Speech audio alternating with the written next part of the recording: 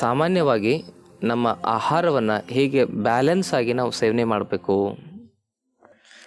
ಹಾಗಿದ್ರೆ balancing food ನಮ್ಮ ಬಾಡಿಯನ್ನು balance ಮಾಡುತ್ತೆ. ಬ್ಯಾಲೆನ್ಸಿಂಗ್ ಬಾಡಿ ನಮ್ಮ ಮೈಂಡನ್ನು ಬ್ಯಾಲೆನ್ಸ್ ಮಾಡುತ್ತೆ. ಬ್ಯಾಲೆನ್ಸಿಂಗ್ ಮೈಂಡ್ ನಮ್ಮ ನಾಲೆಜನ್ನು ಬ್ಯಾಲೆನ್ಸ್ ಮಾಡುತ್ತೆ. ಬ್ಯಾಲೆನ್ಸಿಂಗ್ ನಾಲೆಜು ನಮ್ಮ ಲೈಫನ್ನು ಬ್ಯಾಲೆನ್ಸ್ ಮಾಡುತ್ತೆ. ಬ್ಯಾಲೆನ್ಸಿಂಗ್ ಲೈಫು ನಮ್ಮ ಒಳಗಡೆ ಇರತಕ್ಕಂಥ ಆತ್ಮತತ್ವವನ್ನು ನಮಗೆ ತೋರಿಸ್ಕೊಡುತ್ತೆ. ಅದಕ್ಕೆ ಬ್ಯಾಲೆನ್ಸಿಂಗ್ ಎಲ್ಲಿಂದ ಶುರುವಾಗುತ್ತೆ? ಫುಡ್ಡಿಂದ ಶುರುವಾಗುತ್ತೆ.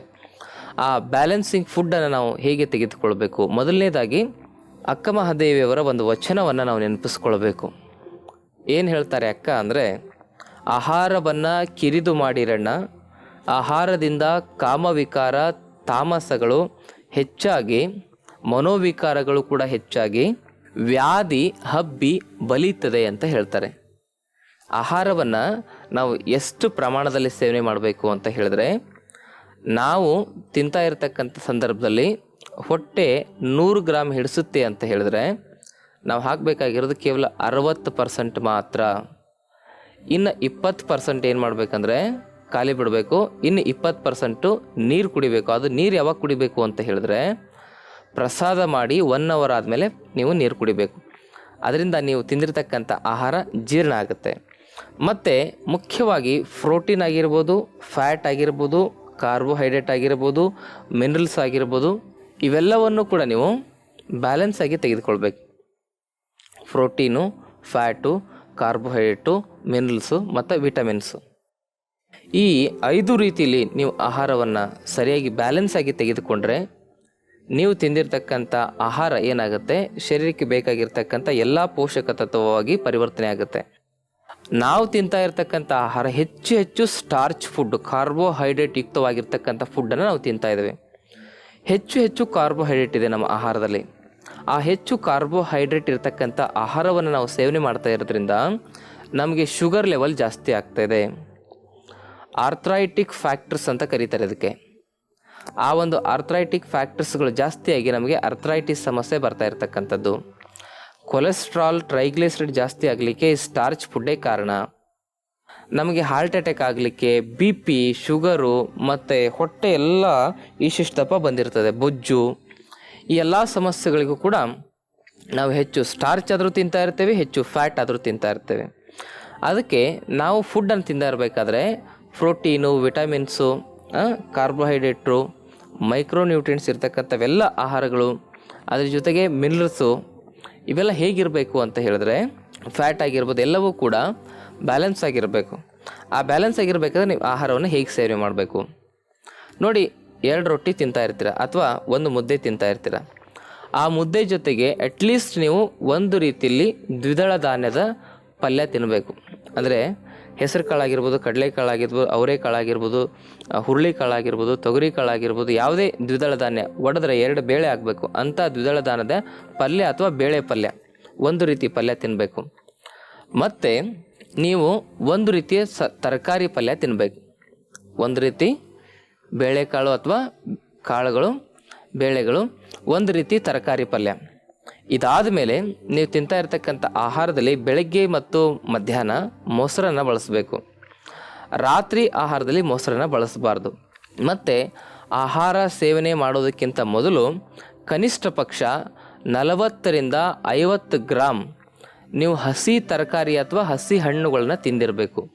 ಪ್ರಸಾದ ಮಾಡೋದಕ್ಕಿಂತ ಅರ್ಧ ಗಂಟೆ ಮೊದಲು ರಾ ವೆಜಿಟೇಬಲ್ ಅಥವಾ ರಾ ಫ್ರೂಟ್ಸ್ ರಾನೇ ಬರ್ತವೆ.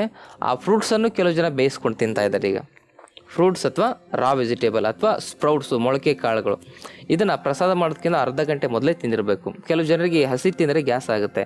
ಸ್ವಲ್ಪ ತಿಂತಾ ಇದನ್ನು ಅಭ್ಯಾಸ ಮಾಡ್ಕೊಳ್ಬೇಕು. ಅದು ಗ್ಯಾಸ್ ಆಗ್ತಾ ಇದೆ ಅಂದರೆ ಅದರ ಜೊತೆಗೆ ಹಸಿ ಶುಂಠಿ ರಸ ಸೇರಿಸ್ಕೊಳ್ಬೇಕು, ಇಂಗು ಸೇರಿಸ್ಕೊಳ್ಬೇಕು, ಮತ್ತು ಲಿಂಬೆಹಣ್ಣನ್ನು ಸೇರಿಸ್ಕೊಳ್ಬೇಕು. ಅಂದರೆ ಚೆನ್ನಾಗಿ ಡೈಜೆಸ್ಟ್ ಆಗುತ್ತೆ. ಇದನ್ನು ನೀವು ಈ ಥರ ತೆಗೆದುಕೊಂಡು ಆಮೇಲೆ ಪ್ರಸಾದ ಮಾಡಿದ್ರೆ ನಿಮಗೆ ಯಾವುದೇ ಕಾರಣಕ್ಕೂ ಯಾವುದೇ ಸೂಕ್ಷ್ಮ ಪೋಷಕ ತತ್ವಗಳ ಕೊರತೆ ಆಗಲಿ, ವಿಟಮಿನ್ ಕೊರತೆ ಆಗಲಿ, ಮೈಕ್ರೋ ನ್ಯೂಟ್ರಿಯೆಂಟ್ಸ್ ಕೊರತೆ ಆಗಲಿ, ಅದರ ಜೊತೆಗೆ ಕ್ಯಾಲ್ಸಿಯಂ ಕೊರತೆ ಆಗಲಿ, ಐರನ್ ಕೊರತೆ ಆಗಲಿ, ಯಾವ ಕೊರತೆಗಳು ನಿಮಗೆ ಬರಲಿಕ್ಕೆ ಸಾಧ್ಯ ಇಲ್ಲ. ಈಗ ಎಲ್ಲರಿಗೂ ಡೆಫಿಷಿಯನ್ಸಿ ಅಂತ ಇದ್ದೀರಾ. ಅದ್ರ ಜೊತೆಗೆ ಡಿಸೀಸ್ಗಳು ಕೂಡ ಜಾಸ್ತಿ ಆಗ್ತಾ ಇದ್ದಾವೆ. ಒಂದೊಂದು ಡಿಸೀಸ್ ಹೆಸರು ಕೇಳಿದ್ರೆ ಭಯ ಆಗ್ತಾಯಿದೆ, ಎಷ್ಟೊಂದು ಕಾಯಿಲೆಗಳು ಸೃಷ್ಟಿ ಆಗ್ತಾ ಇದ್ದಾವೆ. ಅದಕ್ಕೆ ಈ ರೀತಿಯಾಗಿ ನೀವು ಫುಡ್ಡನ್ನು ಬ್ಯಾಲೆನ್ಸ್ ಮಾಡ್ಕೊಂಡು ಏನಾದರೂ ನೀವು ಪ್ರಸಾದ ಮಾಡಲಿಕ್ಕೆ ಶುರು ಮಾಡಿದ್ರೆ ನಿಮ್ಮ ಜೀವನದಲ್ಲಿ ನಿಮಗೆ ಯಾವ ಕಾಯಿಲೆಗಳು ಬರಲಿಕ್ಕೆ ಸಾಧ್ಯ ಇಲ್ಲ. ಗೊತ್ತಾಯ್ತಲ್ಲ. ಹಳ್ಳಿಯಲ್ಲಿ ತರಕಾರಿಗಳಂತೂ ಸಿಗ್ತವೆ. ನಿಮಗೆ ಯಾವುದೇ ಕಾರಣಕ್ಕೂ ಬರಾನೇ ಇಲ್ಲ ಹಳ್ಳಿಯಲ್ಲಿ ವಾಸ ಮಾಡ್ತಾ ಇರ್ತಕ್ಕಂಥ ಜನರಿಗೆ. ಅದಕ್ಕೆ ನೀವು ಸಿಕ್ಕಿರ್ತಕ್ಕಂಥ ಆ ಒಂದು ಅವಕಾಶವನ್ನು ಬಳಸ್ಕೊಳ್ಬೇಕು. ಹಣ್ಣು ತರಕಾರಿಗಳನ್ನ ಜಾಸ್ತಿ ತಿಂತಾ ಹೋಗಿ. ನಿಮ್ಮ ಹೊಲದಲ್ಲೇ ಬೆಳೆಸಿರ್ತಕ್ಕಂಥದ್ದು ಮತ್ತು ಕಡಿಮೆ ಒಂದು ರೇಟ್ನಲ್ಲಿ ನಿಮಗೆಲ್ಲ ತರಕಾರಿಗಳು ಸಿಕ್ಬಿಡ್ತದೆ. ಅದನ್ನು ತಗೊಂಬಂದು ಮತ್ತೆ ಫ್ರಿಜ್ಜಲ್ಲಿ ಇಟ್ಬಿಡಬೇಡಿ.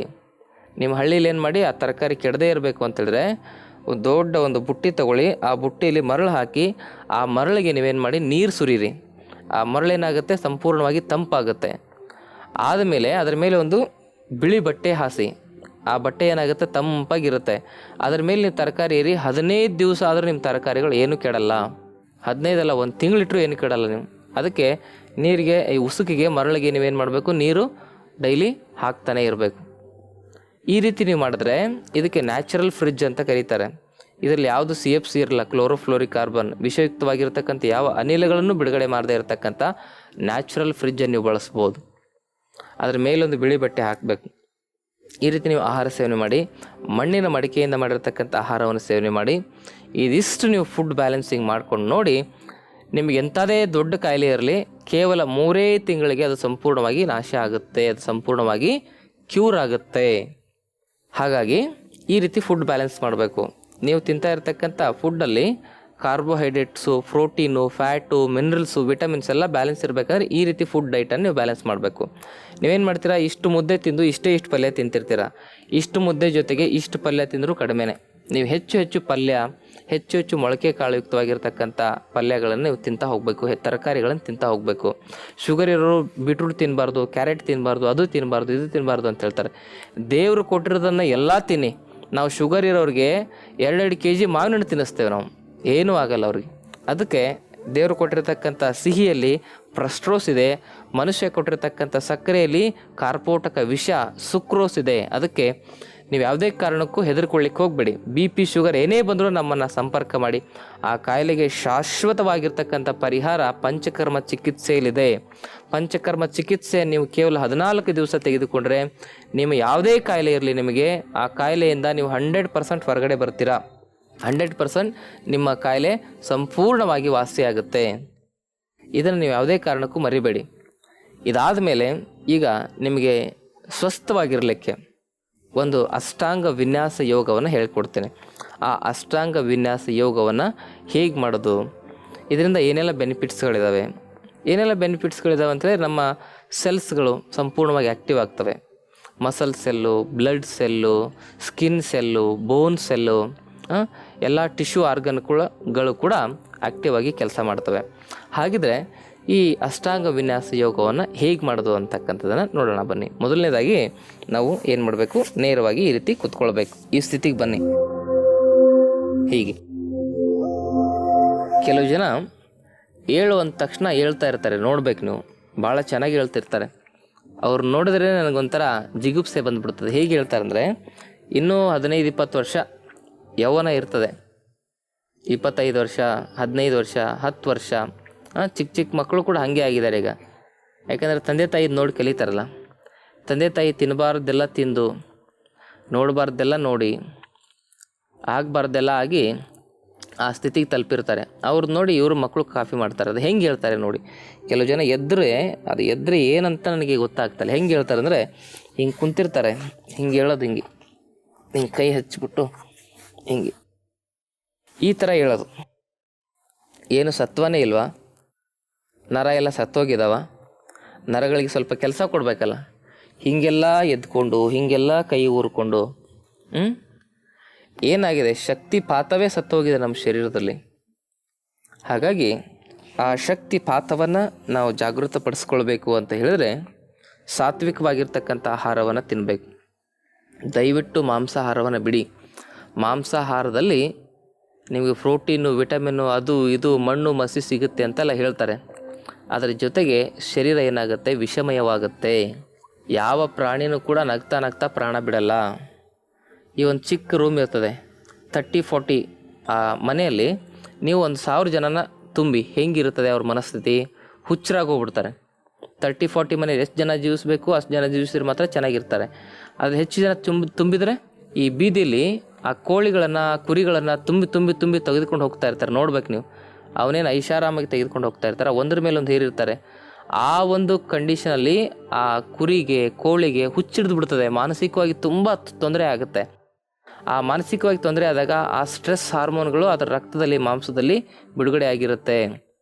ಅದನ್ನು ನಾವು ತಿನ್ನೋದ್ರಿಂದ ನಮ್ಮ ಶರೀರಕ್ಕೂ ಕೂಡ ಆ ಕಾಯಿಲೆ ಅಂಟ್ಕೊಳ್ತವೆ. ಅದಕ್ಕೆ ಮಾಂಸಾಹಾರವನ್ನು ತಿನ್ನೋದ್ರಿಂದ ನಮ್ಮ ಶರೀರದಲ್ಲಿ ಟಾಕ್ಸಿಸಿಟಿ ಜಾಸ್ತಿ ಆಗುತ್ತೆ, ಕಾರ್ಬನ್ ಜಾಸ್ತಿ ಆಗುತ್ತೆ. ನಮ್ಮ ಶರೀರ ಸಂಪೂರ್ಣವಾಗಿ ಟಾಕ್ಸಿಕ್ ಆದಾಗ ನಮ್ಮಲ್ಲಿ ಸುಮಾರು 300ಕ್ಕೂ ಹೆಚ್ಚು ಕಾಯಿಲೆಗಳು ವೃದ್ಧಿ ಆಗ್ತವೆ. ಅದಕ್ಕೆ ಮಾಂಸಾಹಾರವನ್ನು ಡೈಜೆಸ್ಟ್ ಮಾಡ್ಕೊಳ್ಳಿಕ್ಕೆ ಮನುಷ್ಯನ ಹತ್ರ ಶಕ್ತಿ ಇಲ್ಲ. ಮನುಷ್ಯ ಶಕ್ತಿಯನ್ನು ಹೊಂದಿರತಕ್ಕಂಥದ್ದು ಶಾಕಾಹಾರವನ್ನು ಡೈಜೆಸ್ಟ್ ಮಾಡ್ಕೊಳ್ತಕ್ಕಂಥ ಶಕ್ತಿಯನ್ನು ಹೊಂದಿದ್ದಾನೆ. ಅದಕ್ಕಾಗಿ ನೀವು ಯಾವುದೇ ಕಾರಣಕ್ಕೂ ಮಾಂಸಾಹಾರವನ್ನು ಮಾಡಬೇಡಿ. ಮಾಂಸಾಹಾರ ಮಾಡೋರು ಕೆಟ್ಟವರಲ್ಲ, ಮಾಂಸಾಹಾರ ಮಾಡೋದ್ರಿಂದ ನಿಮಗೆ ಕೆಟ್ಟದ್ದಾಗತ್ತಷ್ಟೇ. ಗೊತ್ತಾಯ್ತಲ್ಲ? ಈಗ ಸುಮಾರು ಮಾಂಸಾಹಾರ ಮಾಡ್ತಾರೆ, ಅವ್ರು ಕೆಟ್ಟವರು, ಅವ್ರ ದ್ರೋಹಿಗಳು, ಅವರೆಲ್ಲ ಭಾಳ ಕೀಳು ಮಟ್ಟದವರು ಅಂತ ಎಲ್ಲ ಹೇಳ್ತಾರೆ. ಆ ರೀತಿಯಾಗಿ ಅವ್ರನ್ನ ನಾನು ದೂಷಣೆ ಮಾಡ್ತಾ ಇಲ್ಲ.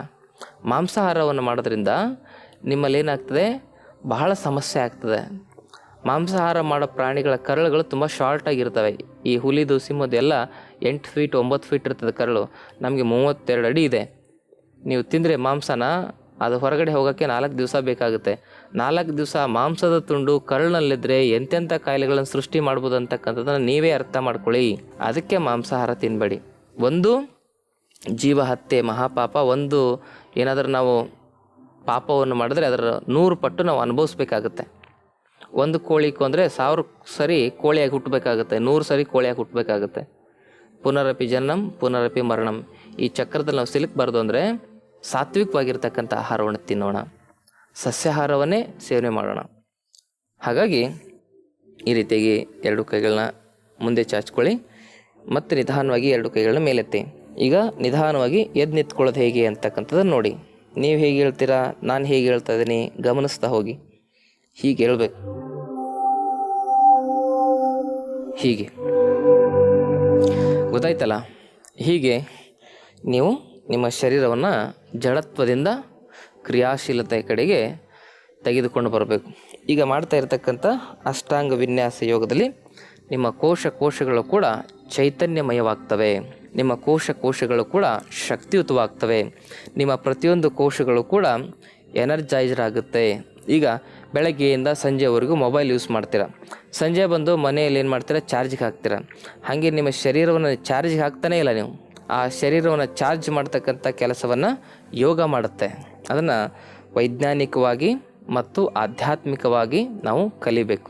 ಯೋಗ ಅಂದರೆ ವಿಜ್ಞಾನ ಮತ್ತು ಆಧ್ಯಾತ್ಮಗಳ ಸಮ್ಮಿಲನ. ಇದು ಗೊತ್ತಾಯ್ತಲ್ಲ? ಈಗ ಈ ಒಂದು ಅಷ್ಟಾಂಗ ವಿನ್ಯಾಸ ಯೋಗವನ್ನು ಹೇಗೆ ಅಭ್ಯಾಸ ಮಾಡೋದು ಅಂತಕ್ಕಂಥದ್ದನ್ನು ನೋಡಿ. ಮೊದಲನೇದಾಗಿ ನೇರವಾಗಿ ನಿಂತ್ಕೊಳ್ಳಿ. ತಲೆ, ಕುತ್ತಿಗೆ, ಬೆನ್ನು ಹುರಿ ನೇರವಾಗಿರಲಿ, ದೃಷ್ಟಿ ಕೂಡ ನೇರವಾಗಿರಲಿ. 2 ಕೈಗಳನ್ನು ನಮಸ್ಕಾರ ಮುದ್ರೆಯಲ್ಲಿರಿಸಿ. ಏಕಂ ಉತ್ಕಟಾಸನ. ಉಸಿರನ್ನ ಸಂಪೂರ್ಣ ಹೊರಹಾಕಿ. 2 ಊರ್ಧ್ವ ಹಸ್ತಾಸನ. ಉಸಿರನ್ನ ಒಳಗಡೆ ತೆಗೆದುಕೊಳ್ಳಿ. ಶ್ರೇಣಿ. ಉಸಿರನ್ನ ಸಂಪೂರ್ಣ ಹೊರಗಡೆ ಬಿಡಿ. ಸಮಕೋನಾಸನ. 4 ಉಸಿರನ್ನ ತೆಗೆದುಕೊಳ್ಳಿ. ಕುಕ್ಕುಟಾಸನ. 5 ಉಸಿರನ್ನ ಬಿಡಿ. ಪಾದಹಸ್ತಾಸನ. ಉಸಿರು ತೆಗೆದುಕೊಳ್ಳಿ, ಉಸಿರು ಬಿಡಿ, ಉಸಿರು ತೆಗೆದುಕೊಳ್ಳಿ, ಉಸಿರು ಬಿಡಿ, ಉಸಿರು ತೆಗೆದುಕೊಳ್ಳಿ, ಉಸಿರು ಬಿಡಿ, ಉಸಿರು ತೆಗೆದುಕೊಳ್ಳಿ, ಉಸಿರು ಬಿಡಿ, ಉಸಿರು ತೆಗೆದುಕೊಳ್ಳಿ, ಉಸಿರು ಬಿಡಿ, ಉಸಿರು ತೆಗೆದುಕೊಳ್ಳಿ, ಉಸಿರು ಬಿಡಿ, ಉಸಿರು ತೆಗೆದುಕೊಳ್ಳಿ, ಉಸಿರು ಬಿಡಿ. ಈ ರೀತಿ ಮಾಡೋದ್ರಿಂದ ನಿಮ್ಮ ಬೆನ್ನಿನ ಭಾಗ ಕ್ರಿಯಾಶೀಲವಾಗುತ್ತೆ ಮತ್ತು ನಿಮ್ಮ ಬೆನ್ನಿನ ನರ ಸಂಪೂರ್ಣವಾಗಿ ಜಾಗೃತವಾಗುತ್ತೆ. ಹೊಟ್ಟೆ ಕಡಿಮೆ ಆಗುತ್ತೆ, ಹೊಟ್ಟೆಲಿರ್ತಕ್ಕಂಥ ಕೊಬ್ಬಿನ ಅಂಶ ಕರಗುತ್ತೆ, ಮತ್ತು ನಿಮ್ಮ ಬಾಡಿ ತುಂಬ ಫ್ಲೆಕ್ಸಿಬಲ್ ಆಗುತ್ತೆ. ಜಾಯಿಂಟ್ಸ್ಗಳೇನಾಗ್ತವೆ ಅಂತ ಹೇಳಿದ್ರೆ ಕ್ರಿಯಾಶೀಲವಾಗ್ತವೆ. ಪಂಚ ಆದಮೇಲೆ ಷಟ್ ಉಸಿರನ್ನು ತೆಗೆದುಕೊಳ್ತಾ ಹಿಂದೆ ಜಂಪ್ ಮಾಡಿ.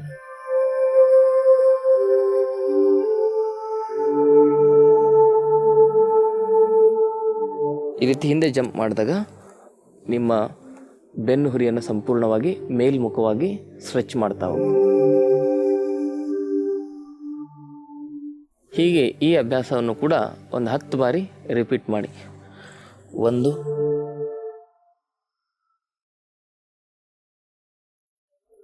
2 ವಾಪಸ್ 3 ವಾಪಸ್ 4 ವಾಪಸ್ 5 ವಾಪಸ್ 6 7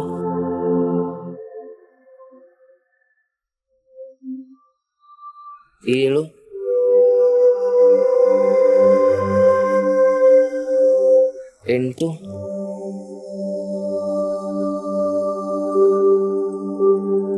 9 ವಾಪಸ್ 10 ವಾಪಸ್. ಮೇಲೆ ನೋಡಿ, ದೀರ್ಘವಾಗಿ ಶ್ವಾಸ ಪ್ರಶ್ವಾಸ ಮಾಡಿ. ನೋಡಿ, ನನ್ನ ಉಸಿರಿನಲ್ಲಿ ಏನಾದರೂ ನಿಮಗೆ ವ್ಯತ್ಯಾಸ ಕಾಣಿಸ್ತಾ ಇದೆಯಾ, ಅಥವಾ ನನ್ನ ಧ್ವನಿಯಲ್ಲಿ ನಿಮಗೆ ವ್ಯತ್ಯಾಸ ಕಾಣಿಸ್ತಾ ಇದೆಯಾ? ಏನೂ ಇಲ್ಲ. ನೀವು ಇಷ್ಟೊಂದು ಅಭ್ಯಾಸ ಮಾಡಿದ್ರೆ ಸಾಕು, ಅಂತ ತೇಗ್ತಾ ಇರ್ತೀರ. ಯಾಕೆ ತೇಗ್ತಾ ಇರ್ತೀರ ಅಂತ ಹೇಳಿದ್ರೆ, ನಿಮ್ಮ ಶ್ವಾಸಕೋಶ ಕ್ಲೀನಾಗಿರಲ್ಲ, ದೇಹದಲ್ಲಿ ಆಕ್ಸಿಜನ್ ಪ್ರಮಾಣ ತುಂಬ ಕಡಿಮೆ ಇರ್ತದೆ, ಅದಕ್ಕೆ ನೀವು ತೇಗ್ತಾ ಇರ್ತೀರ. ಅದಕ್ಕಾಗಿ ನಿಮ್ಮ ಶ್ವಾಸಕೋಶಗಳು ಶುದ್ಧವಾಗಿರಬೇಕು ಅಂದರೆ, ಶರೀರದಲ್ಲಿ ಆಕ್ಸಿಜನ್ ಪ್ರಮಾಣ ಸರಿಯಾಗಿರಬೇಕು ಅಂದರೆ, ಸರಿಯಾಗಿ ಆಹಾರವನ್ನು ಸೇವನೆ ಮಾಡಿ. ಟೀ ಕಾಫಿ ಬಿಡಿ, ಮಾಂಸಾಹಾರವನ್ನು ಬಿಡಿ, ಸಾತ್ವಿಕ ಆಹಾರವನ್ನು ಸೇವನೆ ಮಾಡ್ತಾ ಹೋಗಿ. ಮೇಲ್ಮುಖವಾಗಿ ನಿಮ್ಮ ದೃಷ್ಟಿಯನ್ನು ತೆಗೆದುಕೊಂಡು ಬನ್ನಿ. ನಿಧಾನವಾಗಿ ಉಸಿರನ್ನು ಬಿಡ್ತಾ ಅಧೋಮುಖ ಶ್ವಾನಾಸನ ಸ್ಥಿತಿಗೆ ಬನ್ನಿ.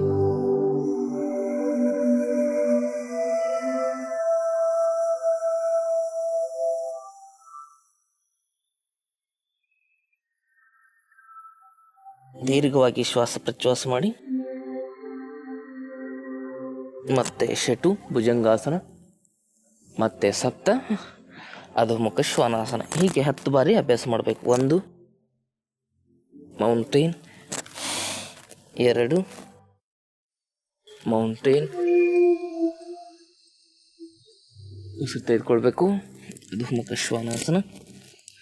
4 5 ಉಸಿರು ತೆಗೆದುಕೊಳ್ಳಿ, ಉಸಿರು ಬಿಡಿ. 6 7 8 9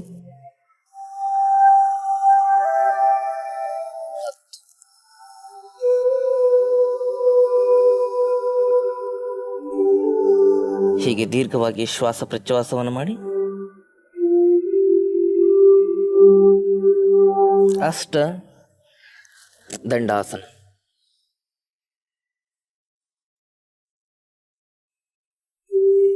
ನವ ಚತುರಂಗ ದಂಡಾಸನ. ಹೀಗೆ 10 ಬಾರಿ ಅಭ್ಯಾಸ ಮಾಡಿ. ಅಷ್ಟ ದಂಡಾಸನ, ನವ.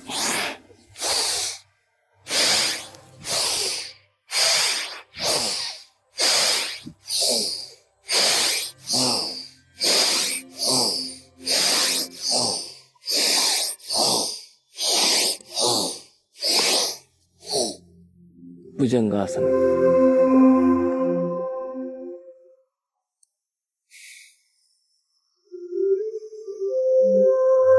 ಹಾಗೆ ನವ ಚತುರಂಗ ದಂಡಾಸನ, ದಶ ಭುಜಂಗಾಸನ.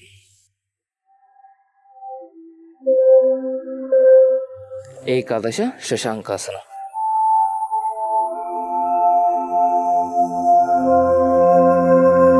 ಹಣೆಯನ್ನು ನೆಲಕ್ಕೆ ಸ್ಪರ್ಶ ಮಾಡಿ. ದಶ ಅಗೇನ್ ಭುಜಂಗಾಸನ. ನೋಡಿ, ಈ ರೀತಿ ನೀವು ಕೈ ಇಟ್ಟಿರ್ತೀರ. ಶಶಾಂಕಾಸನಕ್ಕೆ ಹೋಗ್ಬೇಕಾದ್ರೆ ಕೆಲವು ಜನ ಏನು ಮಾಡ್ತಾರೆ ಅಂದರೆ ಈ ರೀತಿ ಕೈಗಳನ್ನು ಜರುಗಿಸ್ಬಿಡ್ತಾರೆ. ಈ ರೀತಿಯಾಗಿ ಜರುಗಿಸಿದಾಗ ಇಲ್ಲೇನು ಸ್ಟ್ರೆಚಿಂಗ್ ಆಗಲ್ಲ. ಈ ರೀತಿ ಸ್ಟ್ರೆಚಿಂಗ್ ಆಗದೇ ಇದ್ದರೆ ನೀವು ಎಷ್ಟೇ ಆಸನವನ್ನು ಮಾಡಿದರೂ ಕೂಡ ಲಾಭಗಳು ಸಿಗಲ್ಲ. ಆಸನ ಮಾಡೋ ಸಂದರ್ಭದಲ್ಲಿ ಶರೀರ ಸ್ಟ್ರೆಚ್ ಆಗಬೇಕು, ಸೆಳೆಯಲ್ಪಡಬೇಕು. ಅದಕ್ಕೆ ನೀವೀಗ ಭುಜಂಗಾಸನದಲ್ಲಿ ಹೀಗೆ ಇಟ್ಕೊಂಡಿರ್ತೀರ ಕೈನ. ಶಶಾಂಕಾಸನಕ್ಕೆ ಹೋಗಬೇಕಾದ್ರೆ ಈ ಕೈ ಇಲ್ಲೇ ಇರಬೇಕು, ಹೀಗೆ ಬಾಗಬೇಕು. ನೋಡಿ ಇಲ್ಲಿ ಎಷ್ಟು ಸ್ಟ್ರೆಚ್ ಆಗ್ತಾ ಇದೆ ಅಂತ. ಈ ಸೊಂಟದ ಕೆಳಭಾಗದಿಂದ ಹಿಡಿದು ಕೈ ತುದಿವರೆಗೂ ಎಲ್ಲ ಸ್ಟ್ರೆಚ್ ಆಗ್ತಾಯಿದೆ. ಕೊನೆಗೆ ನನ್ನ ತೊಡೆಗಳು ಕೂಡ ಸ್ಟ್ರೆಚ್ ಆಗ್ತಾ ಇದ್ದಾವೆ, ಕತ್ತು ಕೂಡ ಸ್ಟ್ರೆಚ್ ಆಗ್ತಾ ಇದೆ, ಬೆನ್ನು ಹುರಿ ಸ್ಟ್ರೆಚ್ ಆಗ್ತಾ ಇದೆ, ಇಡೀ ಶರೀರ ಸ್ಟ್ರೆಚ್ ಆಗ್ತಾ ಇದೆ. ಶಶಾಂಕಾಸನ ಅಂತ ಕರೀತಾರೆ. ದೀರ್ಘವಾಗಿ ಶ್ವಾಸ ಪ್ರಶ್ವಾಸವನ್ನು ಮಾಡಿ. ಒಂದು 10 ಸೆಕೆಂಡ್ ಇಲ್ಲಿ ವಿಶ್ರಾಮ ಸ್ಥಿತಿಯನ್ನು ಅನುಭವಿಸಿ.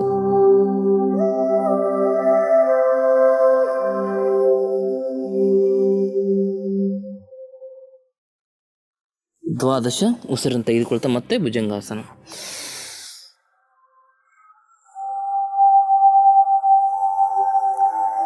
ಅಗೇನ್ ಏಕಾದಶ ಶಶಾಂಕಾಸನ. ದ್ವಾದಶ ಮತ್ತೆ ಉಸಿರನ್ನು ತೆಗೆದುಕೊಳ್ತಾ ಭುಜಂಗಾಸನ.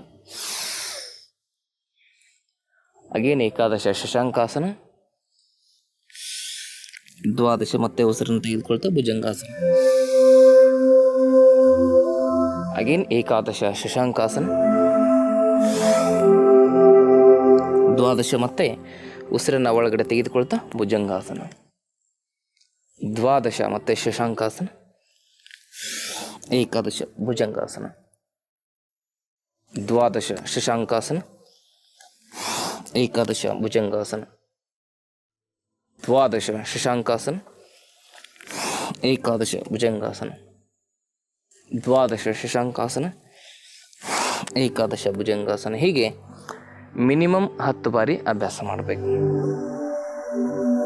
ಇದಕ್ಕೆ ಕ್ರಿಯಾತ್ಮಕ ಅಷ್ಟಾಂಗ ವಿನ್ಯಾಸ ಯೋಗ ಅಂತ ಕರೀತಾರೆ. ಇದು ನಮ್ಮ ಶರೀರವನ್ನು ಹೆಚ್ಚು ಕ್ರಿಯಾಶೀಲಗೊಳಿಸ್ತದೆ. ತ್ರಯೋದಶ ಉಸಿರನ್ನ ಹೊರ ಹಾಕ್ತಾ ಮತ್ತೆ ಅಧೋಮುಖ ಶ್ವಾನಾಸನ ಸ್ಥಿತಿಗೆ ಬನ್ನಿ.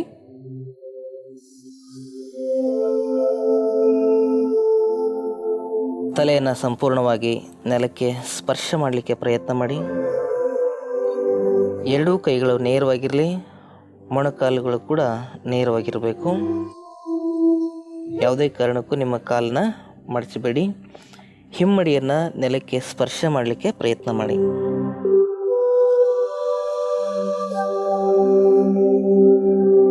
ಚತುರ್ದಶ ಮತ್ತೆ ಉಸಿರನ್ನು ತೆಗೆದುಕೊಳ್ತಾ ನಿಧಾನವಾಗಿ ದಂಡಾಸನ ಸ್ಥಿತಿಗೆ ಬನ್ನಿ. ಪಂಚದಶ ನಿಧಾನವಾಗಿ ಉಸಿರನ್ನು ಬಿಡ್ತಾ ಎಡಗಾಲನ ಎಡಗಡೆ.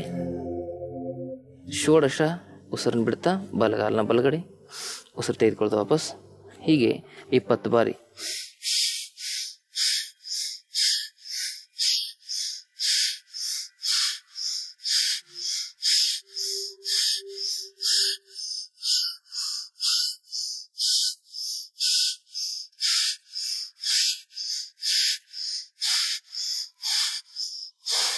ಹೀಗೆ ಇದಾದ್ಮೇಲೆ ಮತ್ತೆ ಭುಜಂಗಾಸನ ಸ್ಥಿತಿ ಬನ್ನಿ. ಸಪ್ತದಶ.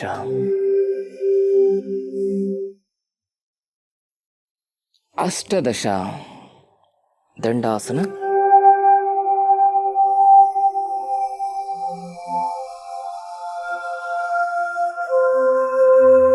ಏಕೋರ್ವಿಂಶತಿ ಅಧೋಮುಖ ಶ್ವಾನಾಸನ.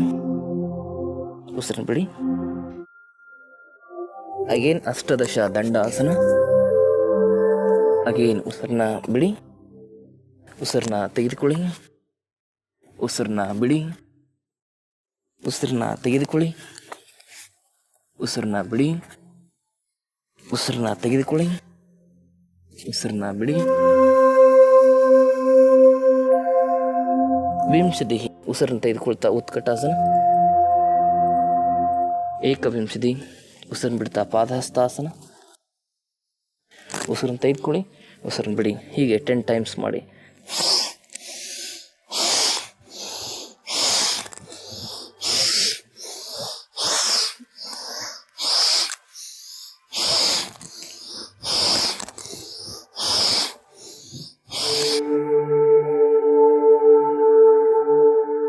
ಈ ರೀತಿ ಮಾಡೋದ್ರಿಂದ ನಿಮ್ಮ ಬಾಗುವಿಕೆ ತುಂಬ ಚೆನ್ನಾಗಾಗುತ್ತೆ.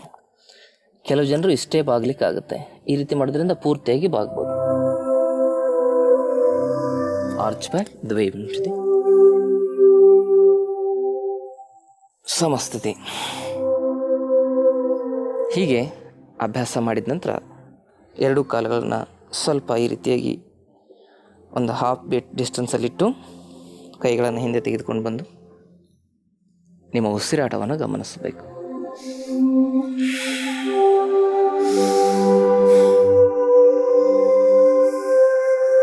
ತಲೆಯಿಂದ ಪಾದದವರೆಗೆ ಆಗುವ ಎಲ್ಲ ಸಂವೇದನೆಗಳನ್ನು ಗಮನಿಸ್ತಾ ಹೋಗಿ. ಮುಖದಲ್ಲಿ ಪ್ರಸನ್ನತೆ ಇರಲಿ. ತೋಳುಗಳು ಸಂಪೂರ್ಣವಾಗಿ ಸಡಿಲವಾಗಿರಲಿ. ನೇರವಾಗಿ ನಿಂತ್ಕೊಳ್ಳಿ.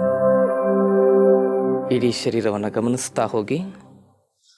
Just observe your body from head to toes and toes to the head. ಕೈಗಳನ್ನು ಉಜ್ಜಿ ಕಣ್ಣಿಗೆ ಸ್ಪರ್ಶಿಸಿ ಕೈಗಳನ್ನು ನೋಡ್ತಾ ನಿಧಾನವಾಗಿ ಕಣ್ಣುಗಳನ್ನು ತೆರೆಯಿರಿ. ಹೀಗೆ ಈ ಅಭ್ಯಾಸವನ್ನು ನೀವು ಪ್ರತಿನಿತ್ಯ ಅಭ್ಯಾಸ ಮಾಡೋದರಿಂದ ನಿಮ್ಮ ಶರೀರ ಹೆಚ್ಚು ಕ್ರಿಯಾತ್ಮಕವಾಗಿ, ಬಲಿಷ್ಠವಾಗಿ ಮತ್ತು ಸಂತೋಷವಾಗಿ ಇರ್ತದೆ. ಶರೀರದ ಸಂತೋಷ, ಮನಸ್ಸಿನ ಸಂತೋಷ ಜೀವನದಲ್ಲಿ ಬಹಳ ಮುಖ್ಯ. ಅದಕ್ಕೆ ನಿಜವಾಗಿರ್ತಕ್ಕಂಥ ಸಂತೋಷವನ್ನು ಕೊಡಬೇಕು. ಶರೀರ ಯಾವಾಗ ಸಂತೋಷವಾಗಿರ್ತದೆ? ಶಕ್ತಿ ದೊರೆತಾಗ. ಶರೀರ ಸಂತೋಷವಾಗಿರಬೇಕಂದ್ರೆ ಶರೀರಕ್ಕೆ ಶಕ್ತಿ ಬೇಕು. ಮನಸ್ಸು ಯಾವಾಗ ಸಂತೋಷವಾಗಿರ್ತದೆ? ಮನಸ್ಸಿಗೂ ಕೂಡ ಶಕ್ತಿ ದೊರೆತಾಗ. ಮನಸ್ಸಿಗೆ ಶಕ್ತಿಯನ್ನು ಕೊಡೋದು ಹೇಗೆ? ಮನಸ್ಸಿಗೆ ಶಕ್ತಿ ಕೊಡೋದು ಹೇಗೆ ಅಂದರೆ ಒಳ್ಳೆಯ ವಿಚಾರಗಳಿಂದ, ಒಳ್ಳೆಯ ಆಲೋಚನೆಗಳಿಂದ. ಶರೀರಕ್ಕೆ ಶಕ್ತಿ ಕೊಡೋದು ಒಳ್ಳೆಯ ಆಹಾರದಿಂದ. ಶರೀರಕ್ಕೆ ಶಕ್ತಿ ಕೊಡೋದು ಹೊಟ್ಟೆಯ ಸರಿಯಾದ ಪೋಷಣೆಯಿಂದ. ನಾಲಿಗೆಯ ಮೋಹದಿಂದ ಶರೀರಕ್ಕೆ ಆಗಲಿ ಹೊಟ್ಟೆಗೆ ಆಗಲಿ ಪೋಷಣೆ ಸಿಗಲ್ಲ. ದುರಾಚಾರದಿಂದ, ದುರ್ವಿಚಾರಗಳಿಂದ ನೋಡಬಾರ್ದಾಗಿರ್ತಕ್ಕಂಥದ್ದೆಲ್ಲ ನೋಡಿದರೆ ಮನಸ್ಸಿಗೆ ಶಕ್ತಿಯನ್ನು ಕೊಡಲಿಕ್ಕೆ ಸಾಧ್ಯ ಇಲ್ಲ. ಹಾಗೆ ಸದಾಚಾರದಲ್ಲಿ ಸಾತ್ವಿಕ ಬದುಕನ್ನು ನಡೆಸಬೇಕಂದ್ರೆ ನಿರೀಕ್ಷಣೆ ಮಾಡ್ತಾ ಇರಬೇಕು. ಏನನ್ನು? ಶ್ರೀ ಬಸವ ಟಿವಿಯನ್ನು ಅಂತಕ್ಕಂಥ ಮಾತನ್ನು ಹೇಳ್ತಾ ಈ ದಿನದ ಕಾರ್ಯಕ್ರಮವನ್ನು ಇಲ್ಲಿಗೆ ಮುಗಿಸ್ತಾ ಇದ್ದೀನಿ. ತಮ್ಮೆಲ್ಲರಿಗೂ ಅನಂತ ಶರಣಾರ್ಥಿಗಳು.